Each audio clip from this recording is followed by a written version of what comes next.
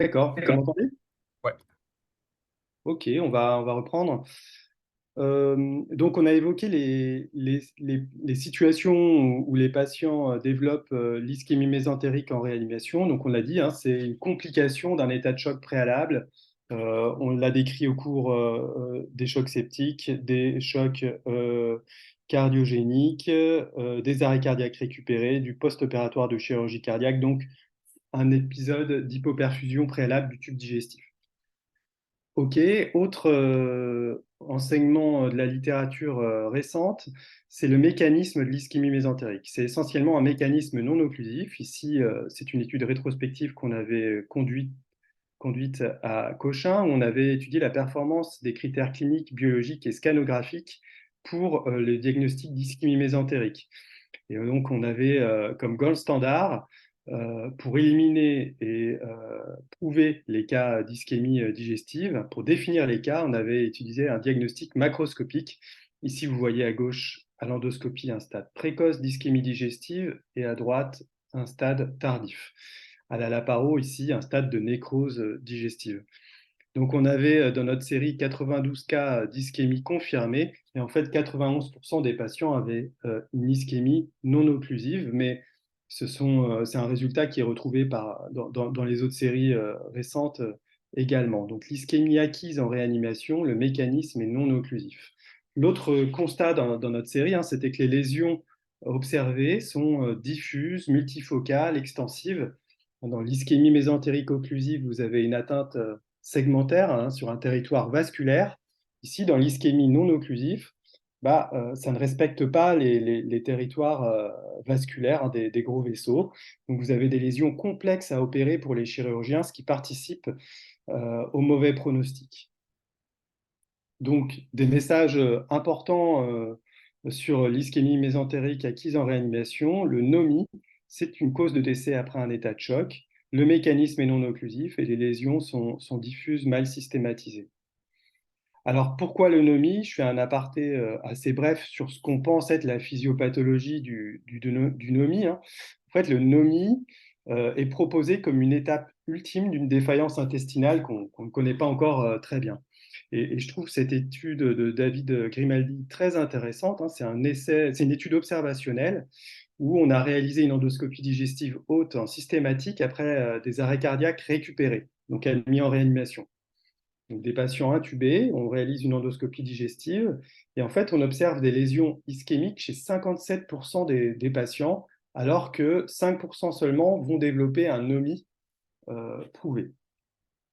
Donc, ça laisse supposer ça. Le NOMI serait la partie émergée de l'iceberg et le réanimateur méconnaît probablement une dysfonction intestinale qui est la partie immergée de l'iceberg, mais on n'a pas de paramètres actuellement cliniques ou biologiques pour monitorer cette dysfonction intestinale et on voit que les stades tardifs, le NOMI.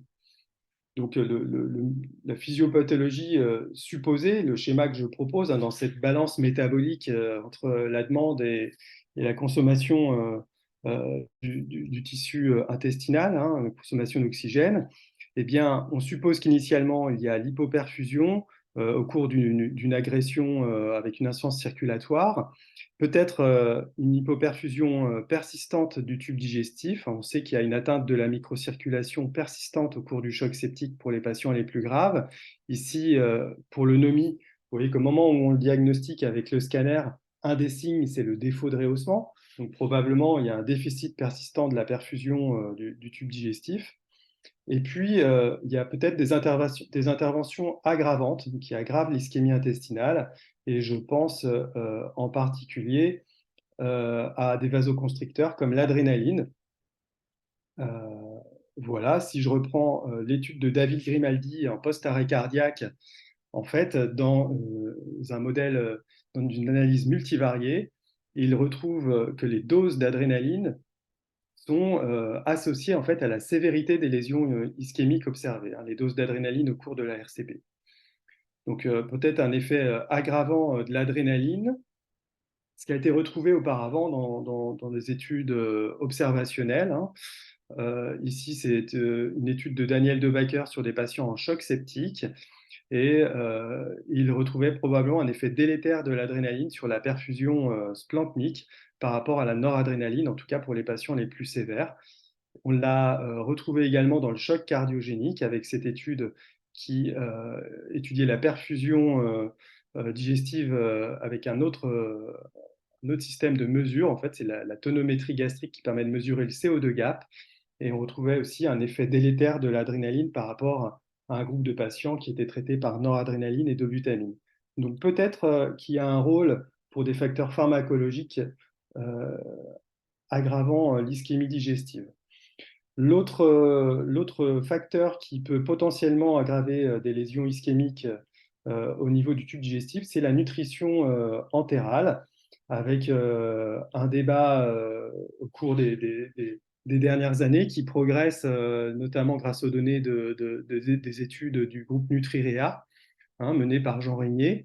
Ce sont des études très importantes qu'il faut connaître sur la nutrition.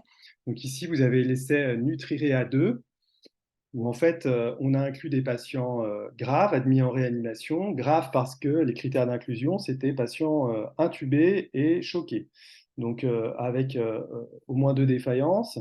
Et puis l'intervention testée, c'était la nutrition précoce à la dose de 25 kilocalories par kilo par jour. Et donc l'intervention, c'était nutrition entérale versus parentérale, donc 2 groupes de patients.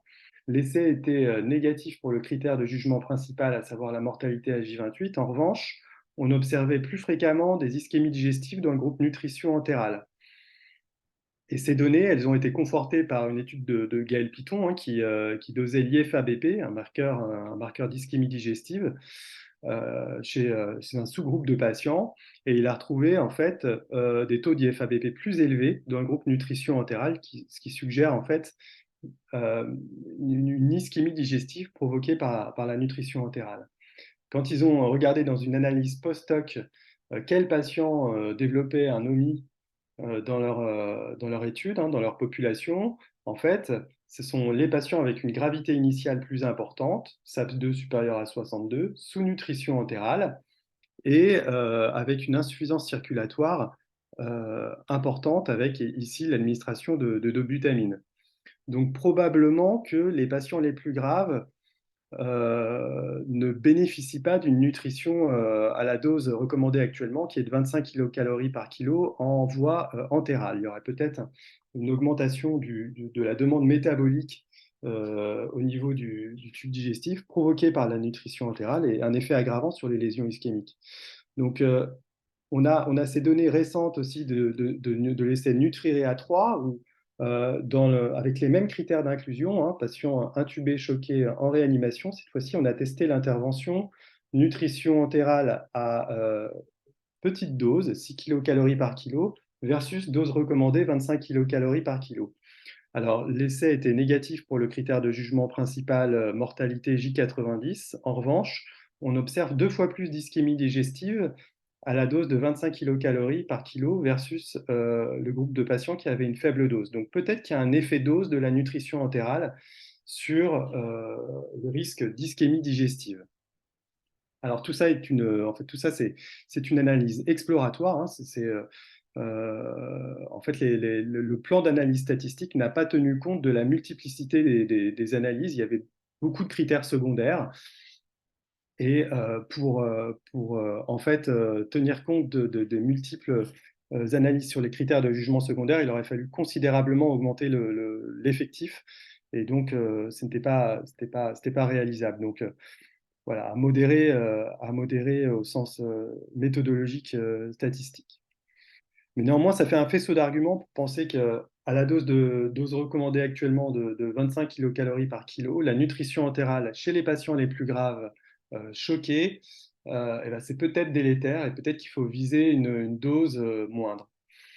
Donc, si on revient à nos questions, aux questions qu'on se pose dans l'ischémie mésentérique en réanimation, quand suspecter le diagnostic d'ischémie mésentérique en réanimation, ben, je vous propose un cas clinique. C'est un patient de 69 ans avec les comorbidités sclérodermie BPCO et puis qui développe une dyspnée fébrile sur 3-4 jours, qui a des expectorations purulentes, qui est admis aux urgences avec ses paramètres vitaux. Il est hypotendu, tachycarde, anurique, hyperlactatémique, puis il a un foyer clinique de pneumonie. L'examen abdominal est sans particularité. Il est admis en réanimation avec cette radiographie qui retrouve une PFLA bilatérale. Et le diagnostic initial, c'est un choc septique sur une pneumonie qui sera documentée à pneumocoque. Le patient a les antibiotiques, il a des supports d'organes, vasopresseurs, ventilation mécanique, dialyse. Et puis, le patient va s'améliorer. Il va être en phase de désescalade, comme on dit. On sèvre les vasopresseurs, on arrête les sédations. Et puis, au 4e jour, le patient développe un nouvel état de choc, avec cette fois-ci peut-être un point d'appel abdominal. En tout cas, l'abdomen est douloureux, sans défense réellement. En tout cas, J4, J5, c'est souvent la durée médiane à laquelle on observe les nomies après un état de choc autre à l'admission. Donc voilà, on réalise une biologie qui retrouve une hyperleucocytose, une acidose lactique marquée. Le patient a toujours son insuffisance rénale, une hyperkaliémie, et puis des marqueurs de lyse cellulaire notables avec une cytolyse hépatique importante, une élévation importante des LDH. Donc, quand un patient s'aggrave secondairement après un état de choc initial comme un choc septique, on a un certain nombre d'hypothèses qu'on évoque de façon assez systématique parce que c'est les complications qu'on retrouve lors de cette phase de son séjour. Donc, qu'est-ce qu'on évoque comme hypothèse? Alors, les infections acquises, en premier lieu, la pneumonie sous ventilation, les infections de cathéter, du site opératoire. Et puis, il y a les complications vasculaires. Le patient peut faire un infarctus du myocarde, ou alors les complications digestives. Et là, on retrouve l'eunomie, les colites, l'iléus. Et puis, je vous passe les situations spécifiques, puisque je ne fais pas la liste exhaustive de toutes les complications que peuvent faire les patients en réanimation. Mais voilà, on a cette liste d'hypothèses en tête. Et puis, comme on a un abdomen douloureux et qu'on évoque l'eunomie, on fait un scanner. Et vous voyez les résultats du scanner. On retrouve en fait aucun des signes qu'on a vus précédemment sur les scanners de patients avec une ischémie mésentérique occlusive. Donc, l'hypothèse persiste, hein. On discute avec le chirurgien en début de nuit pour discuter d'une indication chirurgicale. Alors, le chirurgien se repose souvent sur les données du scanner. Si le scanner ne prouve pas le diagnostic d'ischémie mésentérique, eh ben, il ne retient pas d'indication opératoire. Et donc le patient s'aggrave pendant quelques heures sur le reste de la nuit. Et finalement, on l'opère le lendemain matin parce que devant une distension abdominale, le diagnostic est vraiment fortement suspecté. Et le chirurgien constate une ischémie mésentérique au stade, entre guillemets, dépassé. C'est-à-dire qu'elle est trop étendue pour permettre une survie. Et donc, le patient décède. Donc ça, c'est un cas c'est un cas inspiré de la réalité, hein, mais qu'on rencontre fréquemment et qui pose la problématique diagnostique avec la question de la performance du scanner dans l'ischémie mésentérique non occlusive. Alors, donc voilà la deuxième question, comment confirmer le diagnostic d'ischémie mésentérique? Donc, on a parlé je vous ai parlé de cette étude quelques diapos auparavant, hein. À Cochin, on a étudié la performance des signes cliniques, biologiques et scanographiques dans le diagnostic de NOMI. Et le gold standard, c'était l'examen macroscopique du tube digestif. Avec, vous vous rappelez, les photos de l'endoscopie au stade précoce, stade sévère, stade de nécrose à la laparo. Et donc, on avait des cas d'ischémie mésentérique prouvés et des cas d'ischémie mésentérique écartés. Alors, les signes cliniques, eh bien, s'ils permettent d'évoquer le diagnostic, on voit qu'ils ne sont pas spécifiques. La biologie également, hein, l'acidose lactique, les marqueurs de lyse cellulaire. La mortalité était élevée, hein, vous avez vu. Et puis voici les performances du scanner. Donc on a repris les signes connus d'ischémie mésentérique dans l'ischémie mésentérique occlusive, hein, défaut de rehaussement, pneumatose pariétale, dilatation des anges digestives, je l'ai dit, le seuil c'est 25 mm, et puis aéroportie. Vous voyez de bons chiffres de valeurs prédictives positives, et en revanche, des mauvais taux de valeurs prédictives négatives. Donc en fait, pour un patient sur 4, le scanner ne retrouvait pas de signe d'ischémie mésentérique. Donc ça veut dire que le scanner ne vous permet pas d'écarter l'hypothèse de l'ischémie mésentérique et aboutit du coup à un retard chirurgical. Et si on fait le parallèle avec l'ischémie mésentérique occlusive, où on a une temporalité bien établie, une bonne performance du scanner, dans l'ischémie mésentérique non occlusive, vous voyez que l'agression initiale, elle est d'intensité variable. Du coup, on a une variabilité de la temporalité de la dysfonction jusqu'à la nécrose, et puis une zone grise où le scanner peut être entre guillemets normal, ou en tout cas ne pas permettre le diagnostic d'ischémie mésentérique au stade, euh, au stade de nécrose transmurale. Donc peut-être un retard diagnostique induit par une mauvaise performance du scanner. Si le scanner vous diagnostique d'ischémie mésentérique, vous pouvez établir l'indication chirurgicale. En revanche, s'il est normal, vous êtes embêté. Donc, qu'est-ce qu'on peut faire? On peut insister auprès du chirurgien pour retenir une indication chirurgicale. Alors, si vous n'avez pas d'autres hypothèses diagnostiques, si vous avez écarté les infections secondaires, si l'examen abdominal est franchement inquiétant, je pense qu'il ne faut pas hésiter à rediscuter avec le chirurgien. Sinon, vous pouvez proposer une endoscopie digestive qui a l'avantage en fait de donner un diagnostic macroscopique, donc irréfutable. Euh, Également, on ne transporte pas le patient instable jusqu'au service de radiologie, donc ça c'est un avantage. En revanche, l'inconvénient, c'est sa faible disponibilité par rapport au scanner. Hein. On n'est pas disponible dans tous les centres, et puis ça ne fait pas partie des indications retenues par la grande garde d'endoscopie digestive, par exemple en Île-de-France. Il y a un risque perforatif théorique qu'évoqueront les gastro-entérologues, mais je pense que dans la balance bénéfice-risque, si vous évoquez une ischémie digestive, je pense que le retard à la chirurgie est crucial, donc il faut le contrebalancer par ça. Et puis, l'autre problème de l'endoscopie, c'est que vous ne visualisez pas l'intestin grêle ni le côlon droit. Bon, ça peut être une solution de recours si le scanner est normal ou non disponible. Donc, si on reprend notre stratégie diagnostique, comment confirmer? On a vu le scanner a une performance qui peut être décevante. Euh, et comment diagnostiquer la présence de nécrose, puisqu'on a dit le scanner ne diagnostique pas la nécrose.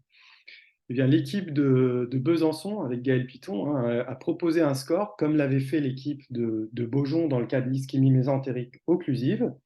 Ils ont regardé dans leur série de patients ayant un OMI ceux qui avaient une nécrose versus ceux qui n'avaient pas de nécrose.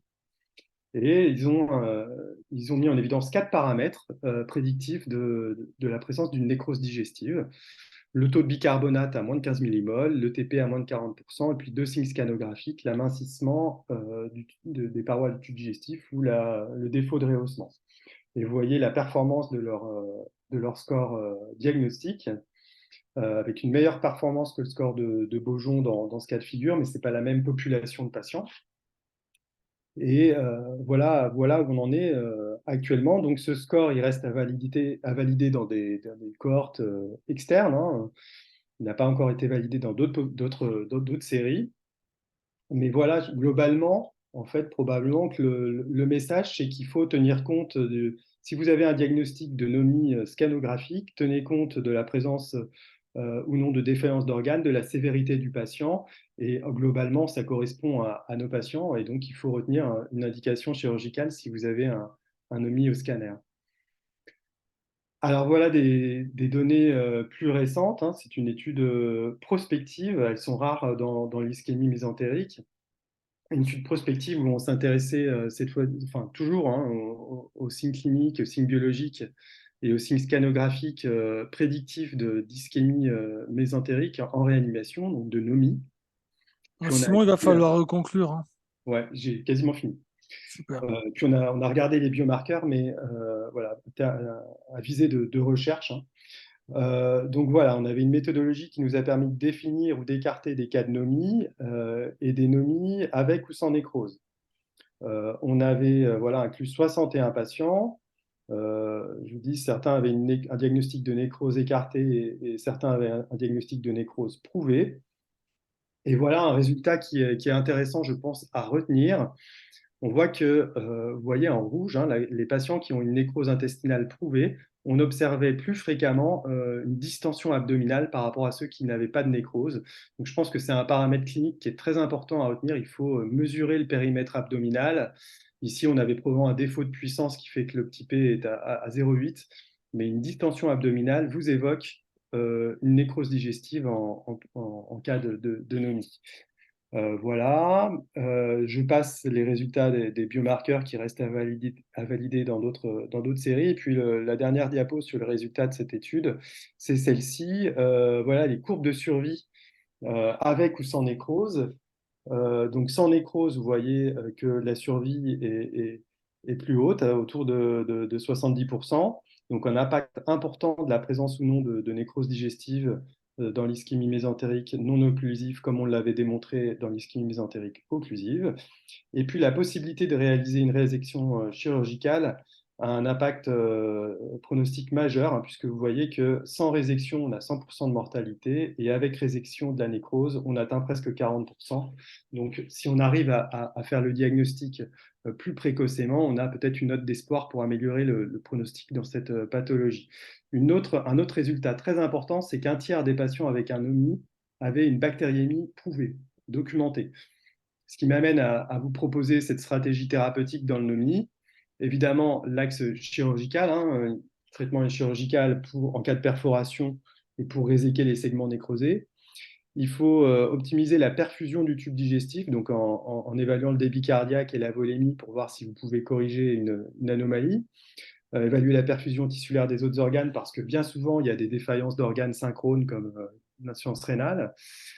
Il faut arrêter la nutrition entérale qui a probablement un rôle aggravant dans ce cas de figure, mettre en place une sonde gastrique et puis moi je préconise personnellement une antibiothérapie qui cible la flore digestive puisqu'on a un tiers de bactériémie, évidemment à réévaluer à 48 heures suivant la positivité des hémocultures.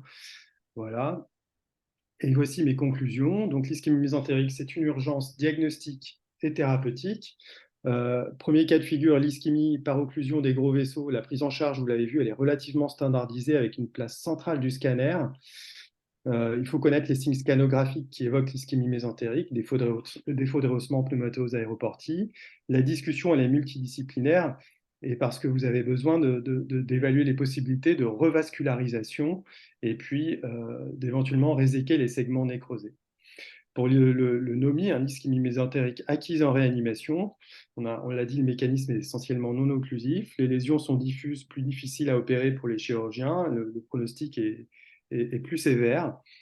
Et le diagnostic est difficile, problématique. Les signes cliniques biologiques sont peu spécifiques.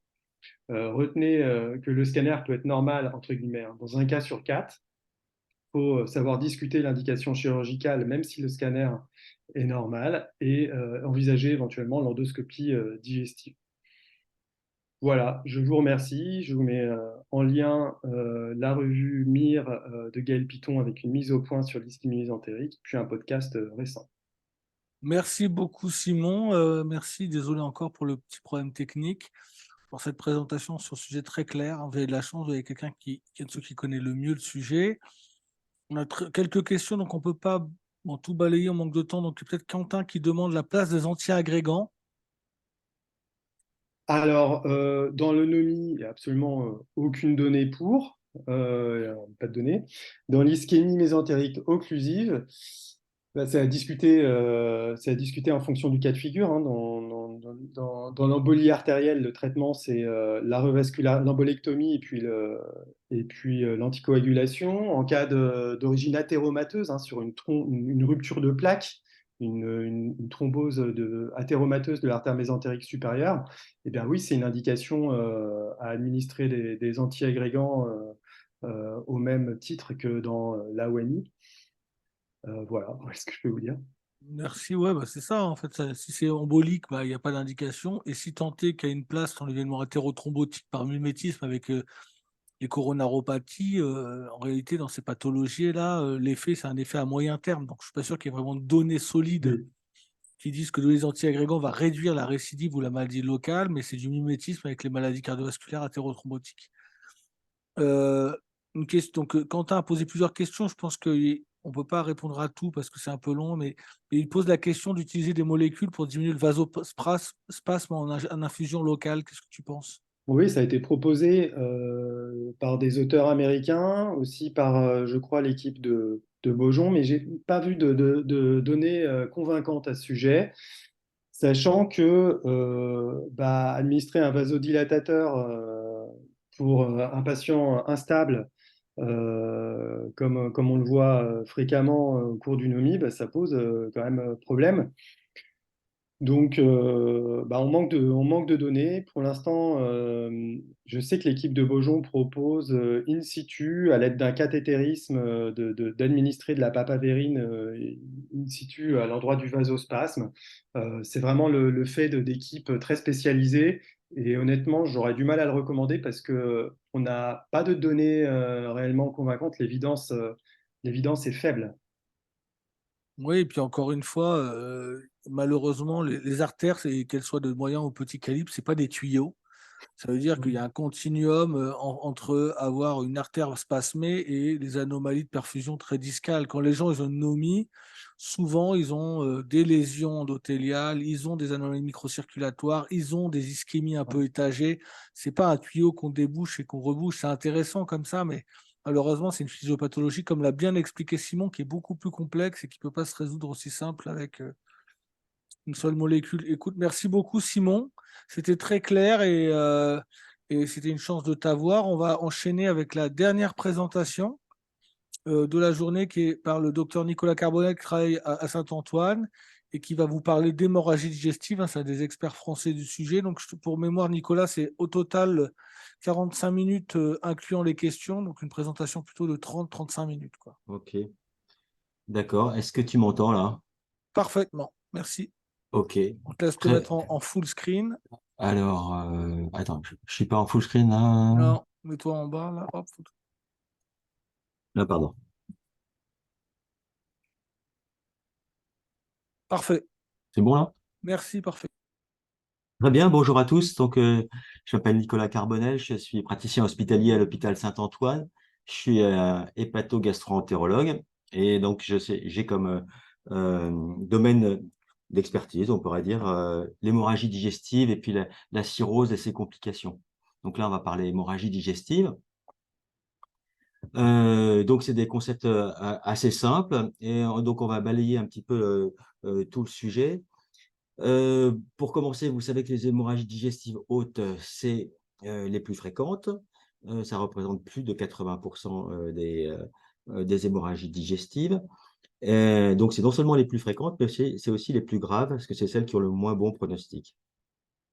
Les hémorragies hautes, donc on va se concentrer sur ce topic-là. Il y a deux grandes familles. Il y a les hémorragies liées à l'hypertension portale et il y a les hémorragies liées à la maladie ulcéreuse, donc les ulcères gastro-duodénaux. Alors, il y a un tronc commun entre toutes ces hémorragies. Il y a des choses qui sont communes et puis il y a une prise en charge un peu plus spécifique en fonction de la nature de la lésion hémorragique. Donc, je vais commencer le topo par le tronc commun de la prise en charge de l'hémorragie digestive. Et puis ensuite, on verra les spécificités en fonction des étiologies. Alors, sur le plan épidémiologique, en fait, cette diapo illustre le fait que les patients qu'on prend en charge et qui souffrent d'hémorragie digestive sont de plus en plus âgés. En fait, si vous regardez les barres, les colonnes blanches et les colonnes noires, les colonnes noires, c'est l'hémorragie digestive d'origine ulcéreuse dans les années 80. Et vous voyez que le pic de prévalence se situe pour la catégorie d'âge entre 50 et 70 ans. Et dans les années 2000, on observe que le pic de prévalence se situe plutôt aux alentours de 80 ans. Et on voit apparaître des colonnes qui n'existaient pas avant, pour les plus de 90 ans en particulier ici. Donc, très clairement, ces données suggèrent que la population que l'on traite et qui fait une hémorragie digestive est plus âgée. Elle est plus âgée et elle est aussi plus comorbide. Là, ici, cette même étude détaillait un peu le pourcentage de comorbidité chez ces patients admis pour hémorragie digestive haute. Dans les années 2000, vous voyez que 75% présentaient des comorbidités. Plus souvent, ils prenaient des médicaments antiagrégants ou ANS. Et pour autant, cette cohorte plus récente eh ben, présente une mortalité moindre de 9% versus 15%, mais c'est quand même 9%. Hein, ce n'est pas 0%, c'est 9% de mortalité. Le recours à la chirurgie est exceptionnel. Les patients avaient plus souvent ici une endoscopie dans les 12 heures et avaient une tendance à être moins transfusés. Quand on regarde donc ces patients qui sont plus âgés, qui sont admis pour hémorragie digestive, on observe aussi que les comorbidités, c'est un peu l'élément clé de la mortalité et du maintien à l'hôpital de ces patients. Et les patients vont certes saigner, présenter éventuellement un choc hémorragique. L'hémorragie elle-même va pouvoir être un facteur prédictif de décès, mais c'est surtout la présence de ces comorbidités chez ces mêmes patients qui va grever le pronostic. Et là, on voit ici le poids de chaque comorbidité sur le pronostic des patients admis pour hémorragie digestive. Donc la présence d'un cancer, d'une insuffisance rénale, d'une maladie du foie, un diabète et une insuffisance respiratoire ou cardiaque. Et à chacune, vous voyez, à chaque fois, on a un risque relatif qui est important. Alors, il y a le type de comorbidité, et il y a le nombre de comorbidités chez le même patient qui va aussi altérer le pronostic. Donc, dans cette étude, les auteurs ont regardé en fonction du nombre de comorbidités chez le même patient qui vient pour une hémorragie digestive. Et bien, vous voyez, si un patient qui n'a pas de comorbidité, on a un pronostic qui est très bon, que 2% de décès.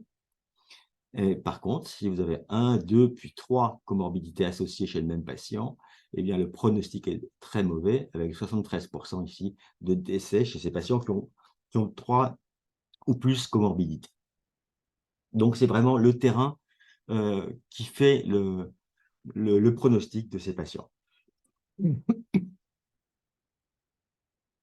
Alors, le terrain donc fait le pronostic et est-ce qu'on peut calculer un score facilement pour avoir aussi une idée du pronostic à l'admission des patients? Est-ce que ça peut permettre de diriger les patients?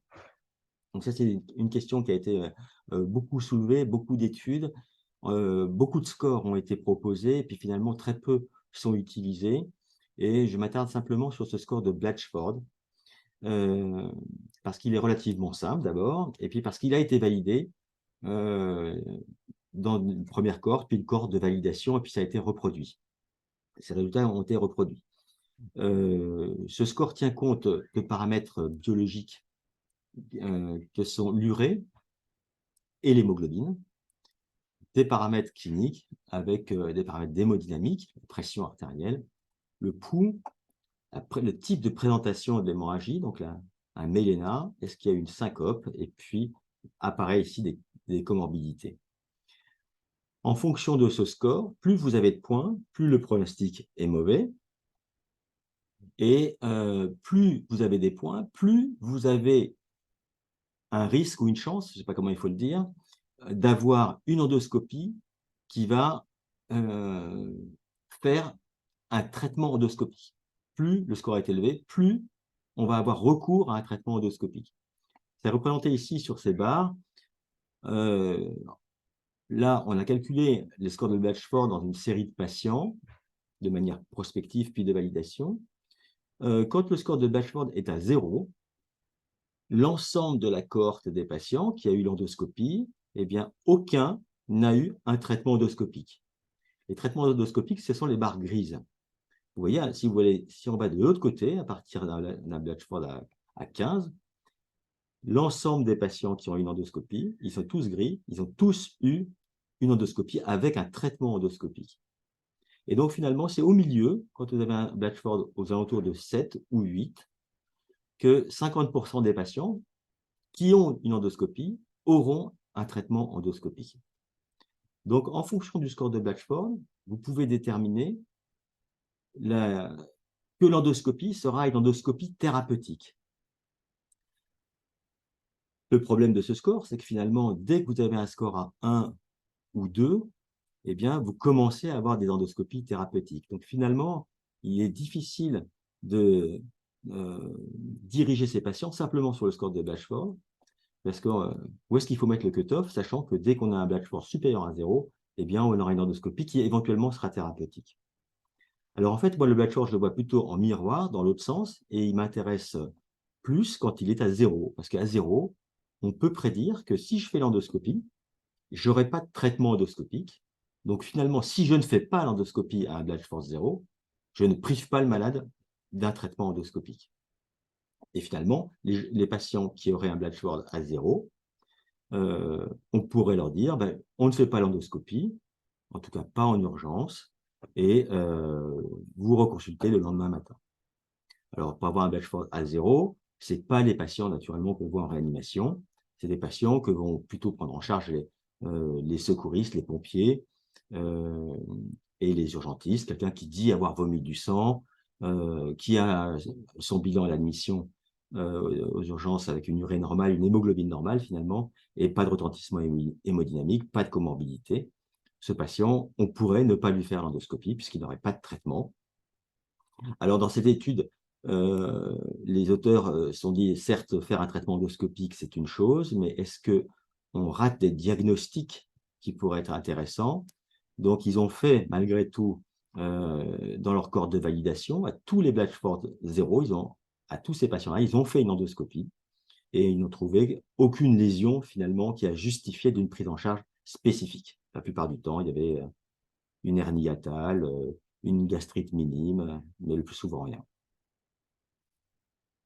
Donc le Blatchford, c'est intéressant, mais finalement, c'est surtout pas pour les malades qui vous intéressent, vous, dans vos réanimations. Alors ensuite, la question suivante, c'est quand faut-il faire l'endoscopie et quel est le timing de l'endoscopie? On savait, avant cette étude du New England, on savait déjà que la faire trop tôt, c'était pas efficace parce que le patient n'était pas techniqué, l'estomac était rempli de sang. Donc, on ne devait pas les faire trop tôt, mais on ne veut pas les faire trop tard. Finalement, quel est le bon timing de l'endoscopie? Et il y a eu cette étude du New England qui a randomisé des patients de manière prospective, qui étaient admis aux urgences pour une hémorragie digestive. Deux groupes de traitement d'endoscopie, on va dire. L'endoscopie dite urgente, c'est-à-dire dans les 6 heures qui suivent l'admission du patient à l'hôpital, ou alors l'endoscopie dite précoce, c'est-à-dire dans les 24 heures. Et donc, le critère de jugement principal, c'était le décès dans les 30 jours qui suivaient l'admission. Alors, ils n'ont pris en compte que des patients qui avaient un score de Blatchford supérieur à 12. Donc, vous voyez des patients suffisamment graves chez qui on présume que l'endoscopie sera une endoscopie thérapeutique. Alors, les résultats sont les suivants. En fait, vous voyez que les deux courbes, endoscopie en urgence ou précoce, c'est-à-dire moins de 6 heures, c'est urgent, moins de 24 heures, c'est précoce. Les deux courbes sont superposables. Il n'y a pas de bénéfice à la faire en urgence. On pourrait même dire que le pronostic en termes de mortalité à 30 jours dans le groupe urgence était 8,9% de décès versus 6% dans le groupe précoce. Et en termes de récidive hémorragique, c'est un peu le même constat, un peu plus dans le groupe endoscopie en urgence. Alors, j'attire quand même votre attention sur le fait que les patients qui ont été randomisés et qui présentaient une hémorragie digestive donc étaient exclus les patients en état de choc hémorragique. Donc les malades vraiment avec hémorragie très sévère n'étaient pas pris en compte dans cette étude. Et puis l'autre biais, en tout cas j'attire votre attention sur le fait que moins de 10% des patients avaient une hypertension portale. Donc, c'était essentiellement des hémorragies non liées à l'hypertension portale. Donc, ça veut dire que l'endoscopie, elle doit être faite dans les 24 heures. C'est les conférences de consensus d'experts. Dans les 24 heures, probablement dans les 12 heures, quand on suspecte une hémorragie digestive par rupture de varices œsophagiennes. Et il faut la faire probablement dès que possible, lorsque le patient est réanimé, quand l'hémorragie haute est suspectée active. Donc là, tous les mots comptent, en fait, parce que je crois que c'est la phrase qui résume le mieux, je pense, ce qu'il faut faire dans la vraie vie. En fait, il faut la faire dès que possible, mais sur un patient qui est techniqué. Quand l'hémorragie est active, ben, c'est là où on va se dépêcher un peu plus que pour les patients où l'hémorragie s'est déjà arrêtée. Alors, comment faire cette endoscopie précoce? Alors, si vous êtes dans un service de réanimation où il y a endoscopie sur place, ben, vous appelez votre endoscopie sur place. Mais sinon, en tout cas en ce qui concerne l'assistance publique hôpitaux de Paris, on a un système de grande garde d'endoscopie où on est basé à Saint-Antoine. Les réanimateurs ou les urgentistes nous appellent. Pardon, ça passe un peu vite. Et ils nous appellent. On se déplace en taxi avec du matériel de transport et on se rend au chevet du patient dans les réanimations ou dans les salles de réveil pour faire l'endoscopie. Alors en fait, sur Paris, il y a deux grandes gardes en fait en Île-de-France. Nous, on couvre 75, 93, 94 et la garde de Beaujon couvre le 92. Ça marche à partir de 18h30 jusqu'au lendemain matin à 8h30. Et ça marche également le week-end, et ça commence le samedi à 13h30. Donc là, les hôpitaux de la paix peuvent nous appeler pour qu'on se déplace, venir faire l'endoscopie et essayer de respecter ces délais. L'autre question qui n'est pas tranchée, c'est faut-il intuber les malades chez qui on fait une endoscopie pour une hémorragie digestive? Il n'y a pas d'études qui permettent de répondre clairement à cette question. Il y a des études positives, mais il y a surtout des études négatives. En tout cas, ce que recommandent les sociétés savantes, c'est d'intuber les patients s'il y a des troubles de conscience. Ce qu'on observe dans les études, surtout rétrospectives, c'est que c'est mieux pour le malade et pour l'endoscopiste qu'il soit endormi et intubé. Et alors pour le malade, on comprend bien. Pour l'endoscopiste aussi, parce que ça permet de prendre son temps pour laver la cavité gastrique et voir la lésion. Par contre, en termes de traitement et de pronostic, on ne sait pas. Ce qui est recommandé de faire, c'est de l'érythromycine IV 250 mg avant l'endoscopie. Ça fait mieux que la sonde gastrique. La sonde gastrique en elle-même est source de complications. Ça ne permet pas de laver l'estomac. Donc, on ne met plus de sonde gastrique dans l'hémorragie digestive haute. Et on fait de l'érythromycine, sauf contre-indication, QT long par exemple, et 250 mg. La stratégie transfusionnelle est aussi revue à la baisse. C'est consécutif à cette étude du New England, là encore, qui avait étudié une stratégie de transfusion restrictive où on transfusait à partir de 7 grammes, versus une stratégie de transfusion dite libérale où on déclenchait la transfusion à 9 grammes. Les résultats ont montré qu'il y avait une meilleure survie chez les patients qui avaient une stratégie transfusionnelle restrictive, donc avec un cut-off à 7 grammes. C'était vrai quand on regarde les sous-populations de cette étude, c'était vrai un peu dans tous les groupes de patients, mais surtout c'est tiré par les patients cirrhotiques child A ou B qui bénéficiaient le plus de la stratégie restrictive.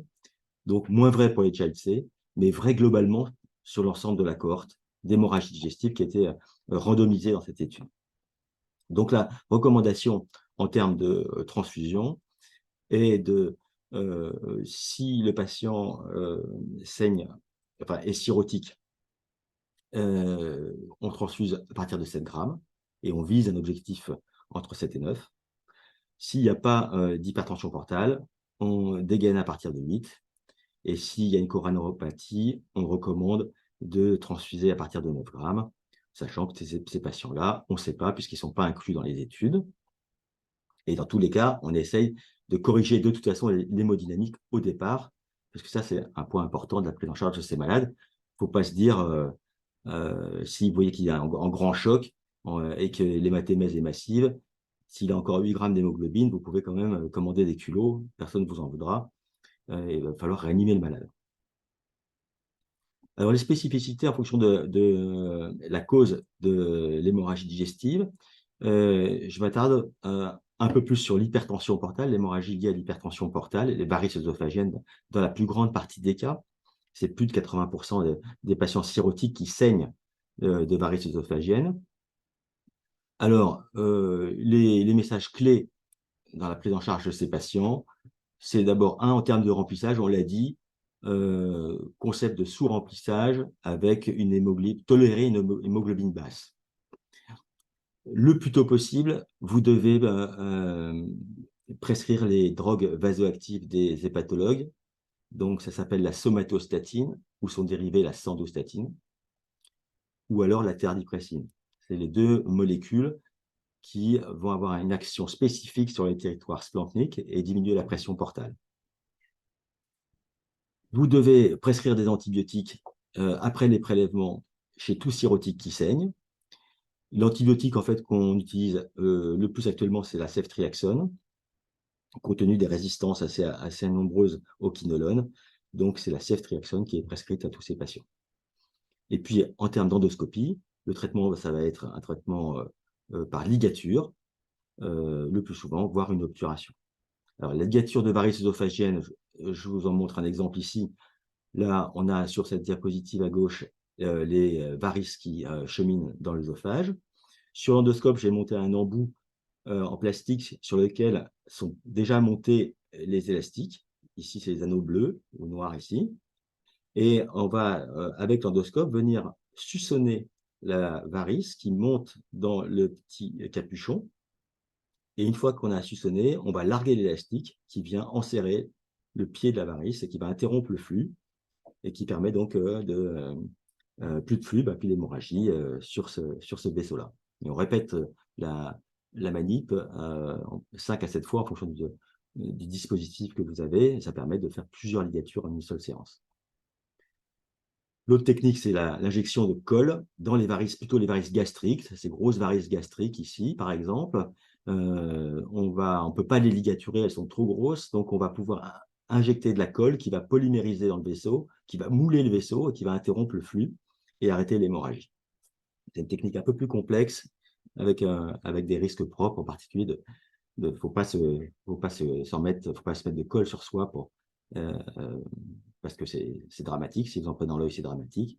Et puis cette colle, elle peut aussi migrer chez le patient et donner une embolie pulmonaire. Donc il faut bien maîtriser l'injection du produit.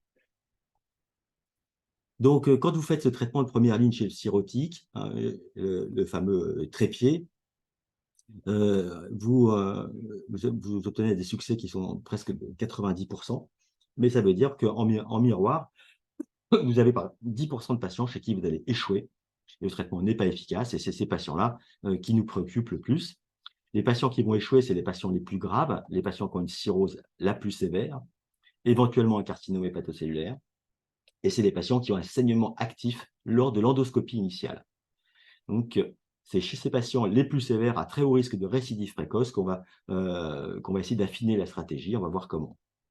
Alors, en cas d'échec primaire, c'est-à-dire que je ne peux même pas accéder aux varices, je ne peux même pas mettre mes élastiques, ou alors je les mets et puis 1 heure après, le malade ressaigne. Ça, c'est l'échec primaire. On appelle ça l'échec primaire de la prise en charge de rupture de varices œsophagiennes. Eh bien, il faut proposer le patient au TIPS. C'est cette prothèse que mettent les radiologues interventionnels par voie transjugulaire. Ils mettent cette prothèse qui réalise une communication entre la veine hépatique et la veine porte, et ainsi affaisser le système de pression. Tout le sang portal va brutalement passer dans la prothèse pour remonter au cœur, et donc ça va affaisser toutes ces varices et dérivations sur le côté là qui remontaient le long de l'œsophage, et plus de pression, plus d'hémorragie digestive.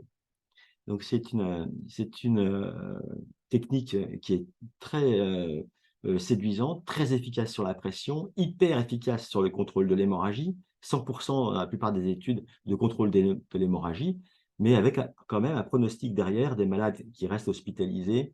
Dans les études anciennes, c'est 50% de décès quand même, après la pose de la prothèse, dans les jours qui suivent. Et puis, les études plus récentes montrent que quand on met un TIPS de sauvetage, donc c'est vraiment la cata, on obtient finalement 20 à 30% de décès. Donc, c'est un peu mieux. Et en tout cas, c'est mieux que 100% de décès parce que ces patients-là, si on ne fait rien, ils meurent. Alors, qui faut tipser comme ça en sauvetage? Il faut tipser les malades qui sont score de Child inférieur à 13 parce qu'ils ont un très bon pronostic. Et quand c'est supérieur ou égal à 13, vous voyez que le pronostic du TIPS de sauvetage est beaucoup moins bon, 12%. Et quand il est même supérieur ou égal à 14, on a 100% de décès au cours de la même hospitalisation.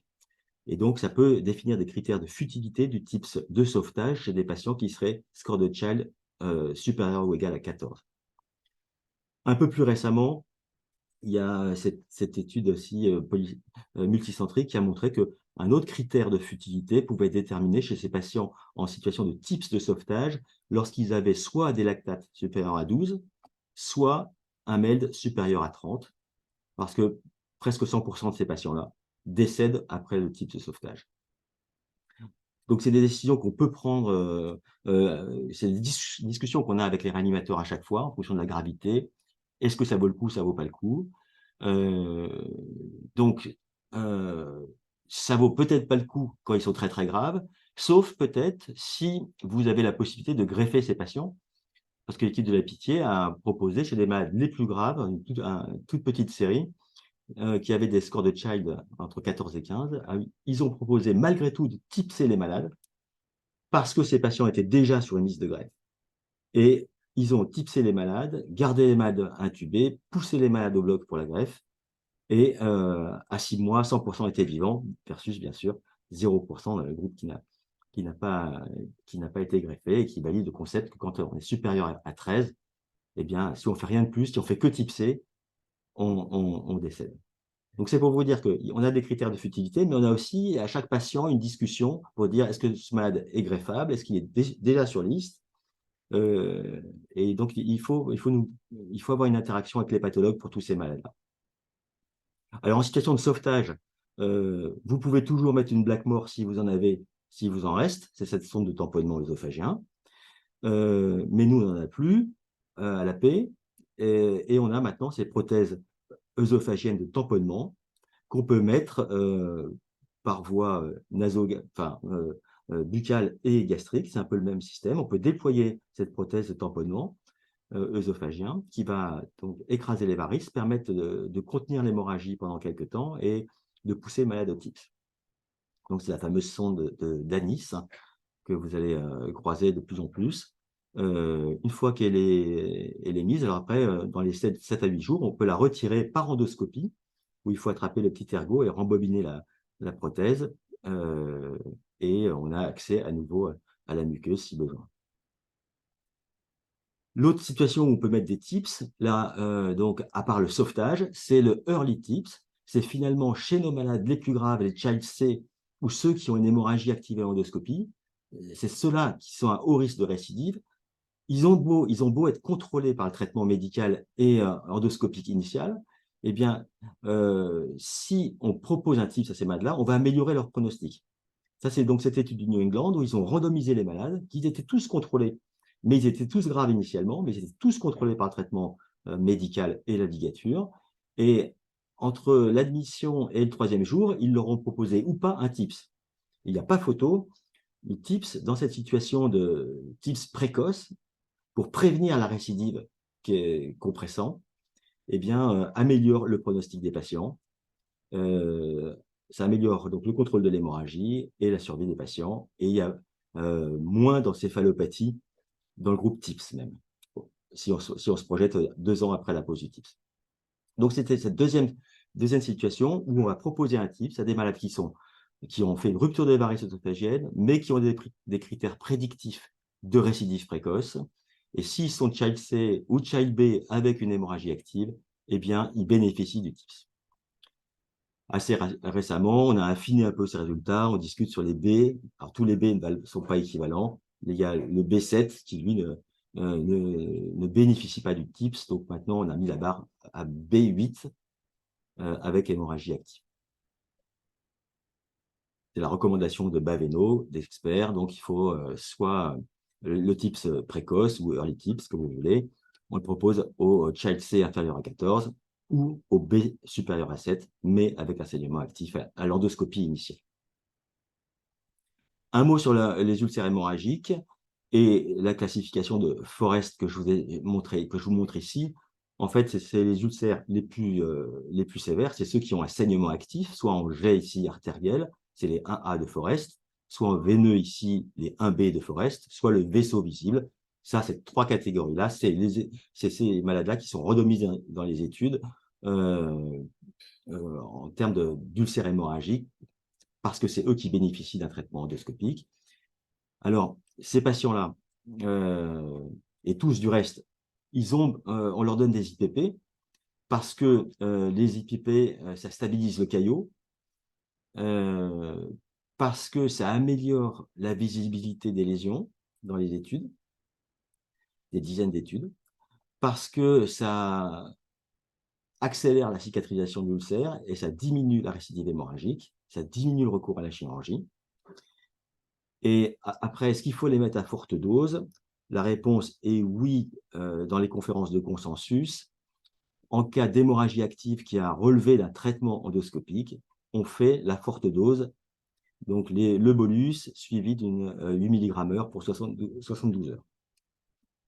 Il n'y a pas d'études randomisées qui valident ce concept, c'est que des études rétrospectives, mais c'est une recommandation internationale de part et d'autre de l'Atlantique.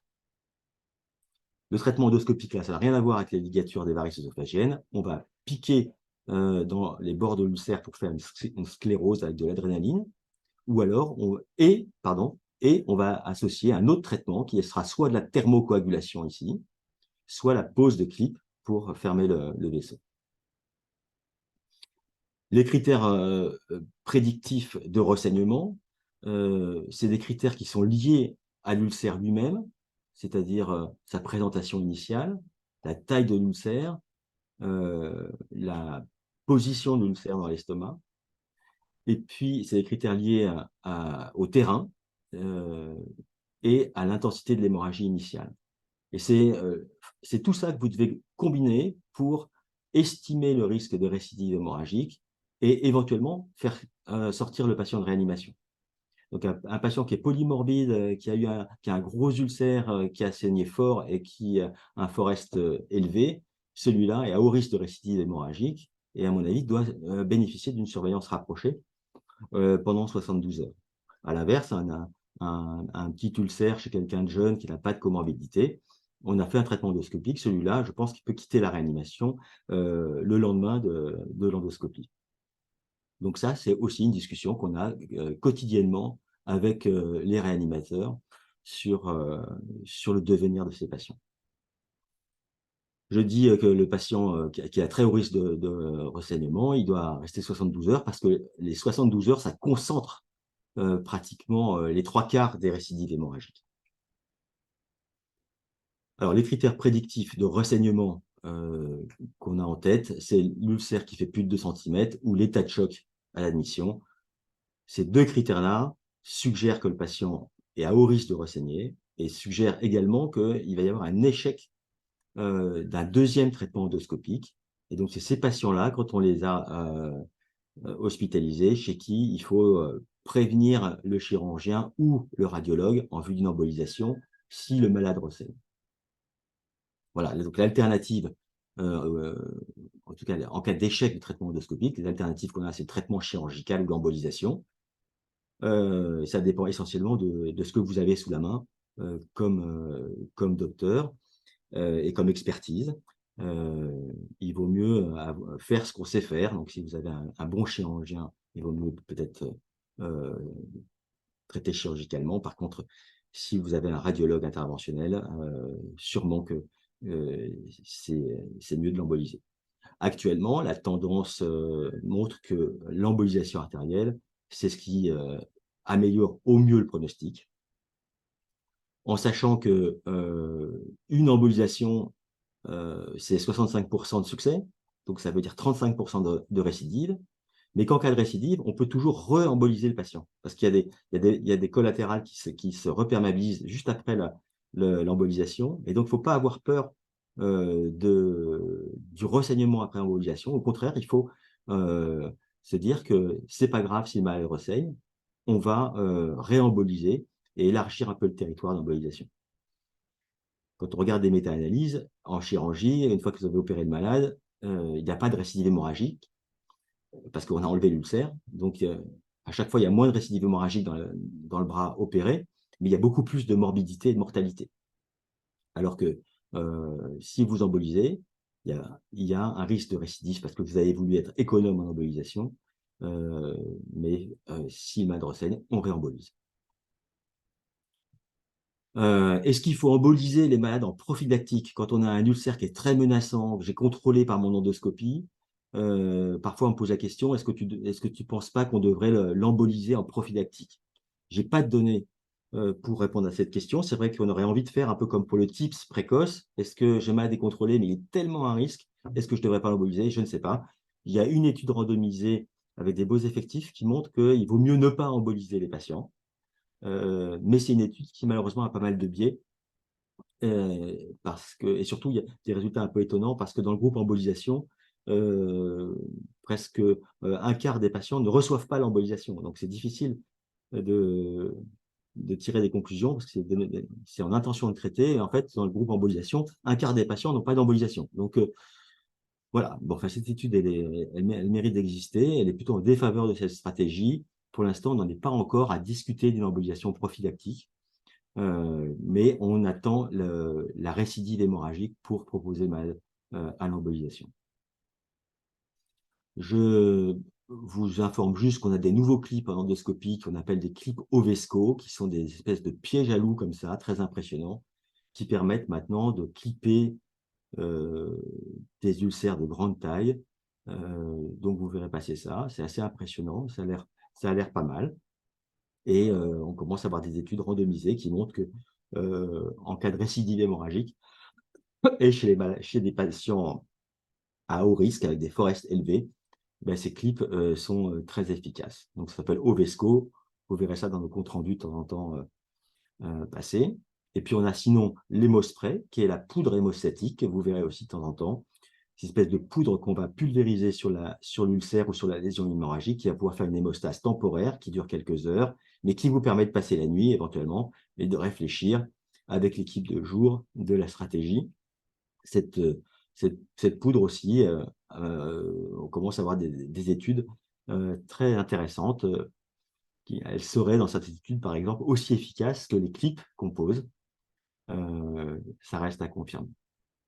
Voilà, je termine là pour dire que donc moins de 10% des hémorragies digestives hautes sont des hémorragies réfractaires, mais c'est celles-là que vous allez prendre en charge. Donc, c'est celles-là, même si elles sont rares, c'est celles-là qui vont vous intéresser. Que les patients que vous allez traiter, c'est des malades plus âgés avec plus de comorbidités, c'est ces comorbidités qui vont essentiellement faire le pronostic du malade. Moi, je vais contenir l'hémorragie, mais vous allez prendre en charge les comorbidités. Que la gastroscopie, oui, il faut la faire précocement, mais pas tant que vous n'avez pas techniqué, stabilisé le patient. Ou alors, en cas de vraiment de malade, vraiment d'hémorragie très active, où là, on peut décider de la faire en urgence. Il faut optimiser le traitement médical, c'est-à-dire bien réfléchir au remplissage, ne pas louper le trépied de l'hypertension portale, antibiotiques, agents vasoactifs, sous-remplissage. Le traitement endoscopique, ça reste la clé de voûte. Discutez le TIPS systématiquement chez vos patients cirrhotiques qui saignent.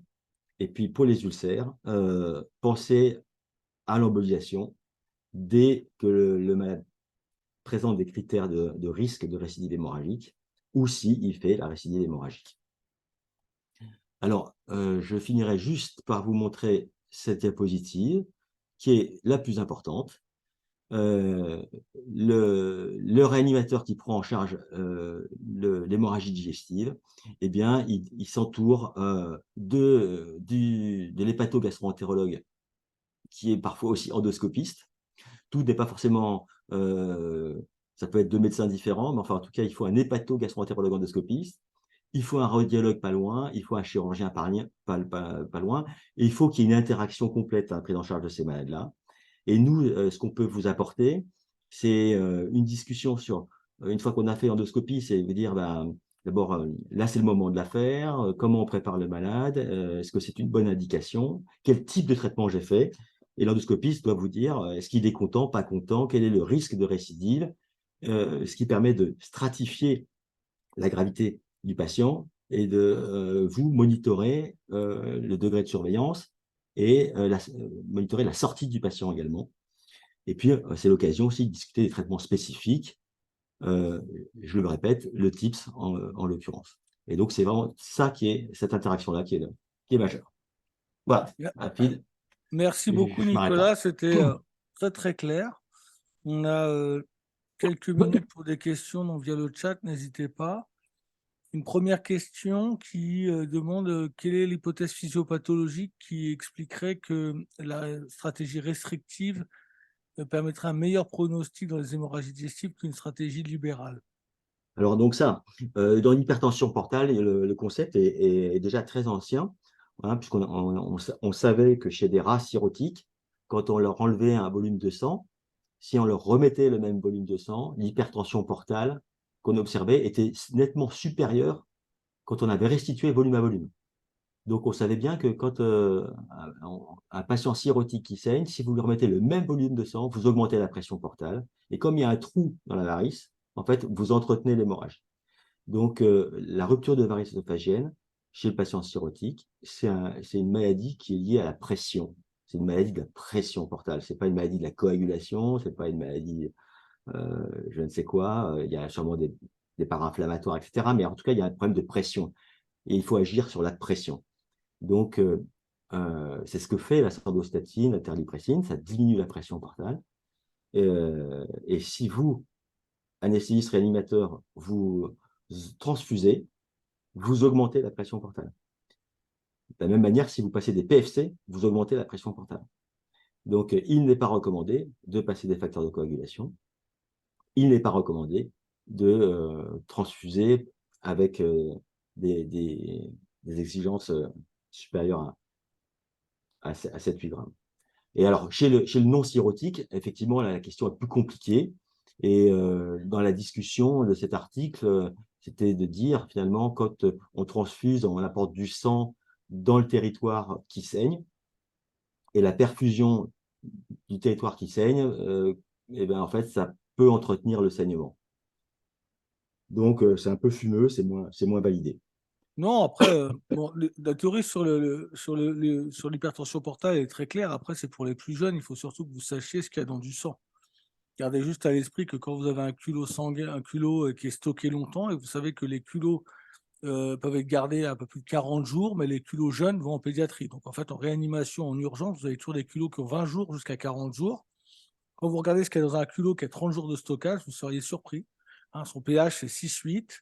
Vous avez la moitié de l'hémoglobine qui est libre, le lactate, c'est 20 millimoles par litre, etc. Donc, en fait, il y a de la transfusion, mais vous avez beaucoup de produits métaboliquement actifs, et notamment du fer libre. Le fer libre, c'est vraiment le substrat essentiel du stress oxydatif, etc. Donc, gardez à l'esprit que transfuser du sang, c'est quand même transfuser un produit qui peut avoir des propriétés toxiques dans une ambiance inflammatoire et toxique. Moi, ça fait sens pour moi. D'accord. Ouais, je n'avais pas vu comme ça, effectivement. Tu vois, moi, je l'avais vu plutôt sur le côté hémodynamique, mais tu as raison, il y a peut-être effectivement le produit lui-même qui est… Bien sûr, il y a beaucoup de littérature sur le stress oxydatif et la libération d'hème libre. Donc, merci, moi, c'était très clair. Ensuite, on pose la question de quelle est la place de l'embolisation des VO. Aujourd'hui, il n'y a aucune étude qui valide cette attitude-là. Donc, c'est toujours une question, quand on a 1000 tips, est-ce qu'il faut en même temps emboliser les varices œsophagiennes?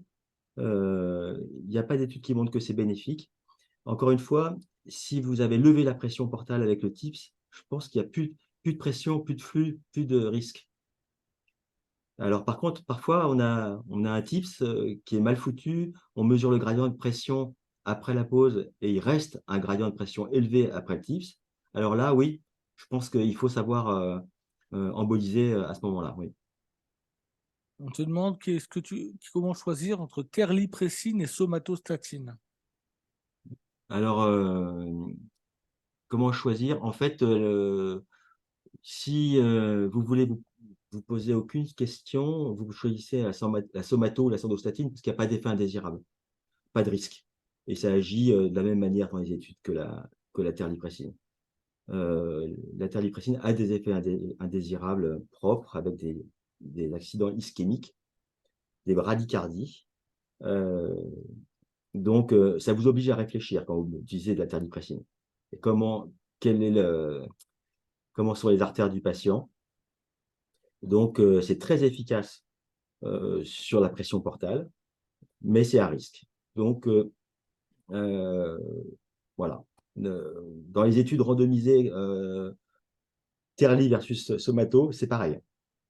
Donc, comme il y en a une qui a moins d'effets indésirables, qui n'en a pas d'ailleurs, la Sando ou la Somato, eh ben, je pense qu'il faut mieux choisir la Sando. C'est vrai qu'on ne fait plus du tout de terlipressine. Hein. On faisait ça il y a 20 ans, on ne fait plus. Hein. Bon, il y a une question de Quentin à laquelle tu as répondu. Non, mais ce que je trouve très important, bon, Nicolas, vous l'avez très bien expliqué, qui est majeur, c'est le problème du timing. Je crois que c'est un mot-clé. Hein. Le timing, c'est pas trop tôt, parce qu'il faut le temps de réanimer le malade. Et si vous essayez à la fois de réanimer et en même temps de faire une fibro, vous faites des bêtises. Donc, il faut stabiliser le malade, et ça, c'est ce qu'on apprend. Donc, il faut qu'il soit équipé, perfusé. Il faut voir si l'hémoglobine est bien. Si on décide, et nous maintenant c'est ce qu'on fait dans notre pratique, d'intuber le malade, il faut le temps de l'intuber, de la sédation. Ce qu'il faut garder à l'esprit pour l'intubation, qui est vraiment très important, c'est que au-delà de protéger les voies aériennes, c'est que plus vous êtes dans des conditions confortables de travail, plus vous êtes certain que le gastro-entérologue, l'endoscopiste fera un examen de qualité, un geste de qualité. D'accord? Parce qu'à la fin, ce qu'on veut, c'est que le geste soit optimal. Donc Nicolas Carbonel, c'est quelqu'un de très expérimenté, il fait ça depuis 25 ans, il en a fait des milliers. Et si vous appelez quelqu'un qui est d'astreinte et qui est le type qui est jeune gastro-entérologue, ben, il est comme tout le monde, s'il est jeune, il n'est pas hyper expérimenté, et vous lui demandez de faire un geste complexe dans une situation d'urgence, il sera sûrement moins bon. Donc franchement, nous aujourd'hui, et moi j'ai connu l'époque avant intubation et après, je ne pourrais pas dire que j'ai vu une flambée de la diminution un effondrement des pneus de dilation, parce que c'est rare. En revanche, on se met dans des situations très confortables pour travailler sur des malades graves. Ça, c'est un message. Donc, premièrement, pas trop tôt, et puis ensuite, quand même, aller assez vite. Et je pense que Nicolas l'a très bien dit, et je pense qu'il est d'accord, c'est que d'autant plus vite que le patient a une cirrhose, quoi. Oui, ça c'est effectivement, on rapproche, on diminue les délais pour la cirrhose, ça c'est très clair, c'est dans les 12 heures, alors que l'ulcère, c'est plutôt dans les 24 heures. Ouais. Alors, la discussion, je raconte deux histoires très rapides pour illustrer ce que tu as bien dit sur le type le précoce. Donc, nous, on fait ça maintenant vraiment souvent. Alors, on a deux histoires de la semaine dernière. On a une histoire d'un cirrhotique qui doit avoir donc, une hémorragie digestive sur VO, qui est child B9, B10, donc qui doit avoir un type précoce. Donc, il part pour se faire avoir un type précoce. Et le radio-interrogatoire n'y arrive pas. C'est-à-dire qu'il dit que le foie est trop fibreux, il n'arrive jamais à poser le TIPS. Donc le malade revient et on dit, bon, bah écoutez, il va très bien, on verra ça dans 2 jours. Le malade est transféré en salle. En salle, il fait une récidive hémorragique catastrophique. Il arrive en choc hémorragique et il meurt. Donc ça, c'est bien la démonstration de l'intérêt du type précoce et d'essayer absolument de le faire parce que ça diminue ces événements qui peuvent être parfois cataclysmiques. Et le deuxième événement, c'est arrivé cette fois il y a 3 jours. C'est un cirrhotique, tu es au courant, hein, c'est choc. Oui, on m'a appelé tout à l'heure. Donc c'est choc hémorragique chez un cirrhotique. Lui, cette fois, c'est pas un TIPS early, c'est un TIPS de sauvetage, c'est-à-dire que quand l'endoscopie fait le geste, c'est un saignement actif qui n'arrive pas à contrôler. Donc vous avez un malade qui est instable, choqué, qui saigne activement et qui lui va avoir un type de sauvetage. Donc il part pour le type de sauvetage, le geste est fait et le patient revient, il ne se réveille pas. Et en fait, à J2, J3, en fait, il fait un état de mal épileptique réfractaire avec un œdème cérébral malin. Donc vous voyez, c'est ce que disait Nicolas, quand les gens ont une maladie extrêmement sévère, que vous êtes dans des types de sauvetage, bah, on voit les effets secondaires du TIPS, notamment ces œdèmes cérébraux malins. Mais ça reste quand même une stratégie. Là, tu prends 2 exemples dramatiques parce que l'échec de la pose du TIPS en situation early TIPS, C'est très rare. c'est moins de 4% dans les études, C'est hein, tu vraiment vois. rare, ouais, bien sûr. Et le fait qu'il n'ait pas réussi à le mettre, parce que le foie était trop dur, c'est encore un signe que l'hypertension portale devait être majeure. Et Ouais, donc, c'est intéressant. on s'était mis en condition et on n'a pas pu. Et il a renseigné et il est arrivé ce qui devait arriver. Et ça, c'est vraiment pas de bol. Mais là, en vrai, ce malade-là, on a discuté. Je dis, moi, pour moi, c'est un early tips. Vous avez essayé, on a raté, ça reste la vie, quoi. Bien sûr, mais ça, Après, c'est bien. Moi, je trouve que ça illustre bien le fait que ces stratégies en 2 temps, c'est-à-dire je ligature et ensuite très vite, dans les 2 jours, je me ouais, pose la question, c'est une bonne stratégie, ouais, ça que je veux ouais, dire. mmh. Et dans la vie de tous les jours, cet événement, on ne le voyait plus parce qu'en fait, on a une interaction importante avec toute l'équipe de gastro et les radiologues interventionnels et on voit vraiment que ça marche, quoi. Mmh. Ouais, ouais, tout à fait. Est-ce qu'il y a d'autres questions? Bon, bah écoute, c'est clair, il y avait Quentin qui posait la question du plasma, mais tu as répondu. En fait, on ne fait pas de plasma aux cirrhotiques qui saignent. Parce que même s'ils ont un TP qui est bas, on sait qu'ils ont plutôt un phénotype procoagulant, sauf s'ils saignent la rage, quoi. Enfin, et Mais à ce même moment-là, pas, mais c'est même pas démontré, hein, parce que non, non, mais je faisais juste l'analogie avec ce qu'on voit dans le polytrauma et le choc hémorragique. Ça veut dire qu'en fait, dans le polytrauma et le choc hémorragique, où les gens saignent énormément, bah, au bout d'un moment, on utilise un ratio, tu vois, transfusion de culot, mmh, plaquettes. Mais ça, c'est parce que c'est des situations cataclysmiques où le malade somme massivement. Et en dehors de ça, pas trop. mmh, Ok, ouais, merci d'accord. beaucoup, Nicolas. Merci à tous OK. pour votre attention et je vous dis à bientôt. Au revoir. Salut.